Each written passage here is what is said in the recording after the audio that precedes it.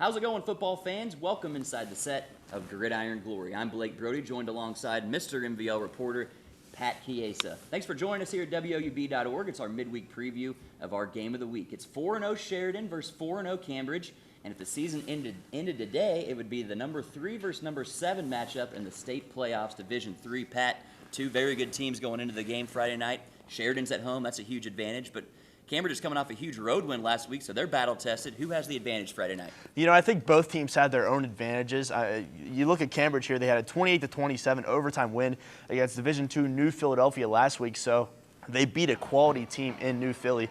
But I'm going to give the overall advantage here to Sheridan. They're playing inside the confines of Paul Culver Jr. Stadium. And granted, they really haven't played anyone noteworthy this year.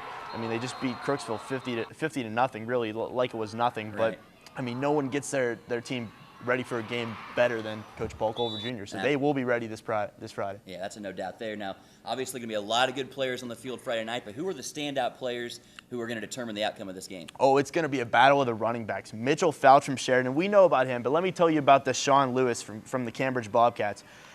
Last Friday against New Philadelphia, Lewis had 40 carries for 235 yards and 3 touchdowns, 13 TDs on the season, and he has gone over 200 yards rushing in 3 out of the 4 games he's played. He's a 6'1" senior, 200 pounds, and runs a 4.5 40. So this kid has some legs as well. So I think it's going to come down to who can stop the run here. You're going to have to be loading up the box against both of these guys. Right, man. We'll keep an eye out for him for sure.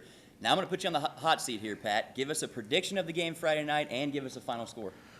You know, Blake, it's going to be close. It's not going to be pretty, but I'm going to pick the Generals in this one, 35-24.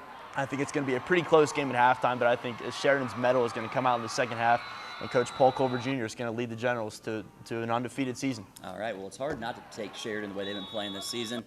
But remember, for a preview of all the games we're covering Friday night, remember to check out the rest of the site here at WOUB.org for a preview of all our games Friday. And now that we're getting into the meat of the season, be sure and be on the lookout for our power rankings of teams around the region. That's it for this time. Pat likes Sheridan. You know what? I think I'm right there with him.